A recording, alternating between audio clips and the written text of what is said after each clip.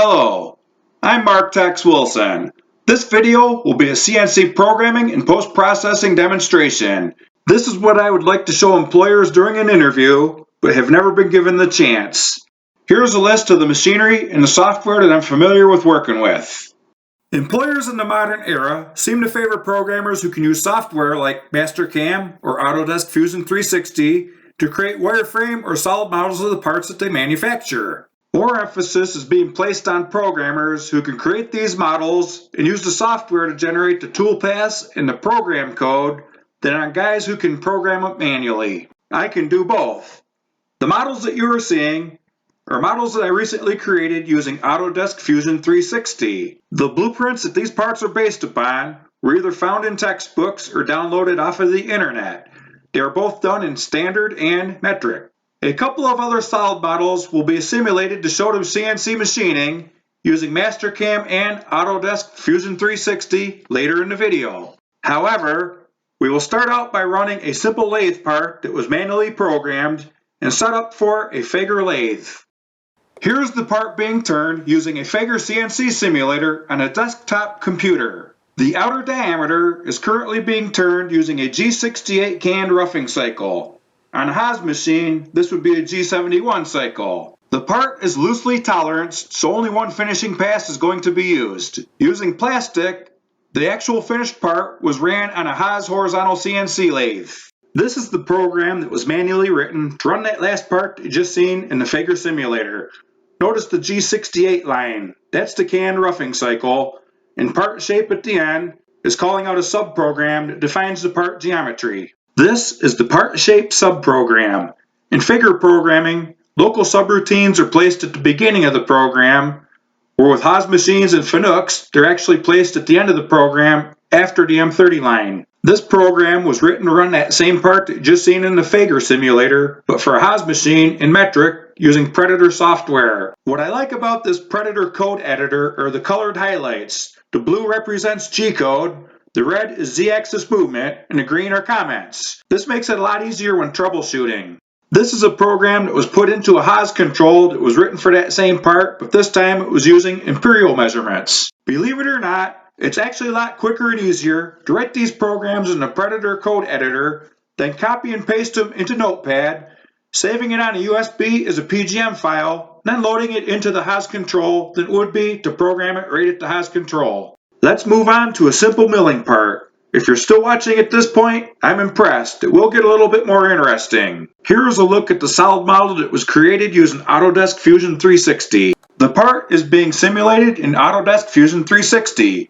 Anybody with a machining background understands what's going on here, and the simulation is too fast to give a play-by-play. That last operation was actually tapping. I'm not an overly big fan of the options that were available to rough out these steps using Autodesk Fusion 360. I've also found this to be a problem in Mastercam. I'd actually prefer to do this manually. Using manual programming in the Fager simulator, this is how I would prefer to program these steps for the roughing process. Here's something a little bit more interesting. The best drill to start that bore would be a hurdle drill. This part is very similar to some parts that I've set up and run on vertical lathes with live tooling many times. This is actually the B side of the part. Again, there are too many details here to give you a play-by-play, but anybody with a machining background understands what's going on here. For the amount of time and effort that it took to create a wireframe model and generate the toolpaths, there was really no advantage to using Mastercam to create this instead of programming it manually. As long as the machine that this is going to be run on has a canned roughing cycle, then programming it manually is not a problem. The problem though, if the machine doesn't have a canned roughing cycle, it'd be a nightmare to manually program out all those roughing passes that you saw on the bore. In that case, post-processing is definitely better. Post-processing also allows guys with no programming skills to generate the program that is necessary to run this completed part. Post-processing is also very beneficial if the part has unique geometric features that would be impractical or difficult to do by hand. Ideally, a quality programmer can combine the best of both worlds. Sometimes it's better to do it manually, sometimes it's better to post-process, or combine both as needed to get the best results. This is the wireframe model that was created using Mastercam to run that last part.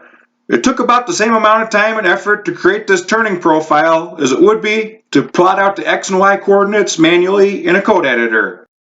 A solid model was created using Autodesk Fusion 360 to better show the details in this part. There's actually quite a lot to it. Look at all of the details inside of that bore. 2 or 3 of those diameters have a tight tolerance, or mic fit as we like to call it. In this case, plus 1/1000th of an inch, minus nothing.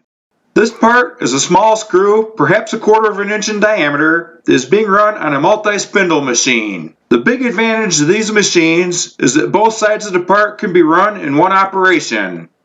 Side A is complete in the first spindle, so the pick-off collet or the second spindle will grab the part and cut off the holding stock. The B side will now be completed in the pick-off spindle. Pay close attention to this milling feature. Here's where Mastercam is very beneficial. To try to program this geometric feature manually would be a nightmare, especially with all those roughing passes. The job would never get done right without Mastercam. A Swiss-style lathe is a type of multi-spindle machine. They can run these parts about every 2 or 3 minutes by the hundreds. If there's a bar feeder, they can run all night and hold tight tolerances. Here is another example where using Mastercam is more beneficial than trying to program this by hand. Notice those blue highlights. What we have there are radius blends. Where perfectly vertical and horizontal features on a part geometry meet up, it's pretty easy to calculate the X and Z coordinates where to begin and end a radius. But when an angled feature flows into one of these, it's not quite as easy. This is a part that I programmed and ran many years ago on an old Bridgeport DX32 CNC mill. It actually required parametric manual programming. Parametric programming is an advanced form of programming where variables and equations are used to calculate all the X, Y, and Z movements in a program. It uses loops, counters, and if-then statements. All programming is based upon these 3 simple principles. Once you understand these, you can do almost anything. Sequence. All program lines or blocks are executed in order unless specified otherwise. Selection. If this condition is satisfied, then go here or do this instead. Repetition. Until this condition is satisfied, then keep repeating this set of instructions. This is the parametric programming segment that was used to create the pockets that were seen in the last plate that was created in the Fager simulator. It was copied and pasted in a notepad and blown up to make it a little easier to look at. Although it follows the same programming logic, it will look very differently in a Haas or a Fanuc program. Parametric programming is also necessary when it comes to writing custom CAN cycles. Common CAN cycles are usually included with the software package of every machine, but not every machine has the CAN cycles that we need, like this facing cycle on the Bridgeport DX32. This is a custom CAN facing cycle that I wrote for Haas machines as seen in the Predator Toolpath simulator. It's a dynamic program that's saved into the CNC control as a subprogram. I also wrote a CAN custom face milling cycle for Fager mills as well. I held a part-time bid for a few years in the machine shop at a former employer several years back, and during that endeavor, an appreciation for CAN cycles was developed. Upon discovering this handy CAN cycle wasn't available on Haas machines, I went back to college for a semester and took a machining course for the opportunity to develop these programs on the Haas machines. Notice the first line of this page. The custom CAN face milling cycle was saved as program number 9010 in the Haas control and aliased to the unused G code of 77. Also notice that there are other programs aliased here too. This is another handy CAN cycle that wasn't included with the Haas control. It's called inside circular frame mill. On any plate where a circular pocket goes all the way through it, a circular inside frame mill is much more quicker and efficient than using a pocket mill. Instead of wasting the time and tool life to mill out that area in the middle, eventually that slug will just drop out from gravity. The next program simulation is going to use both of those custom CAN cycles. If you look closely at the yellow highlight, you'll see the G77, and variables are passed to it just like any other CAN cycle. This project will feature 2 simple plates, each in its own holding vise on the same CNC table. The custom CAN facing cycle is being used to face each one off now. The part on the left is being done with the G54 work offset, and the part on the right is the G55 work offset. Right now, each part is having 4 holes spot drilled. Each plate will have 4 through holes drilled in it, And then the custom can inside circular frame mill will be called to mill a nice round hole in the middle of each one. These holes are big enough that it wouldn't be practical to try to drill or ream them, but with milling, you get a nice smooth round hole. There are a few other things to highlight before finally closing out this video, and this geometric shape is one of them. This is an area where using Mastercam is definitely more beneficial than trying to program it by hand. A single point broach would be the best tool to peck out the 6 corners of this Torx head, but that feature isn't available on Mastercam, so it was improvise, adapt, and overcome. If this feature was much bigger, then the way this is being milled would be much more practical.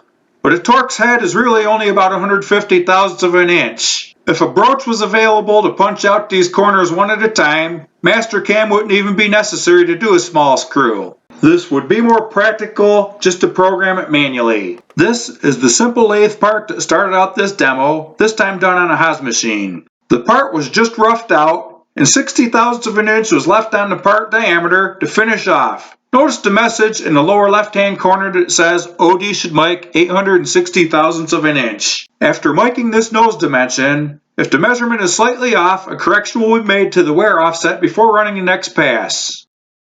30 thousandths of an inch will now be finished off the nose in a semi-finished pass. Notice the message in the lower left-hand corner that says OD should mic 829 thousandths and 5/10ths of an inch.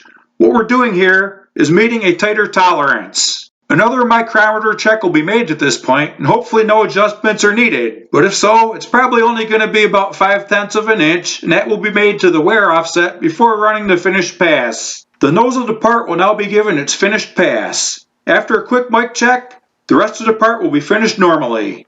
Notice the message in the lower left-hand corner of the screen. A tolerance of 800 thousandths of an inch plus nothing minus 1/1000th of an inch was just met. Cutter compensation is a big advantage when you're manually programming. That's seen in the second line here with the G42. Cutter compensation allows the programmer to concentrate strictly on the part geometry when programming the part profile. Without it, the tool nose radius would have to manually be calculated in on every move, and that would be very problematic. The tooling information for each tool that a program uses is stored in the machine's tool index. Notice the first line. The tool radius is 1/32 of an inch and the tip direction is 3. This allows the CNC control to adjust its tool path according to the tool nose radius that's currently being used. If cutter compensation isn't used, then the program would need to be written if a different tool nose radius was used. The tool tip direction tells the CNC control which direction that the tool is going to approach the part from. A big pitfall with Mastercam is that every tool path is designed for a specific tool. So if you have to use a different size tool, then it's necessary to go back into Mastercam to have it fixed. You can't conveniently just go into the tool index at the CNC control and change the size of the tool radius. You have to go back into Mastercam, make the change, and generate a whole new CNC program to fix it. If it suddenly becomes necessary to use a different size tool with a post-process code, any edits or changes that were made to the program at the CNC control are going to be lost. Now that same amount of time and effort is going to have to be wasted with the new code to put in those same edits and changes at the CNC control once it gets there. These last couple of pages have been the tool index from a Haas CNC mill. Here are a few other things that randomly came to mind while trying to close out this video that will further pad the resume. The video will now close out with a handful of slides to highlight a few more things that I have made or done. If you're still watching at this point, I appreciate your time and thanks for your consideration. There was a lot of material to cover, and the video ended up a couple minutes longer than it was hoped for. Anyway, I'm Marc Tex Wilson. Thanks for watching.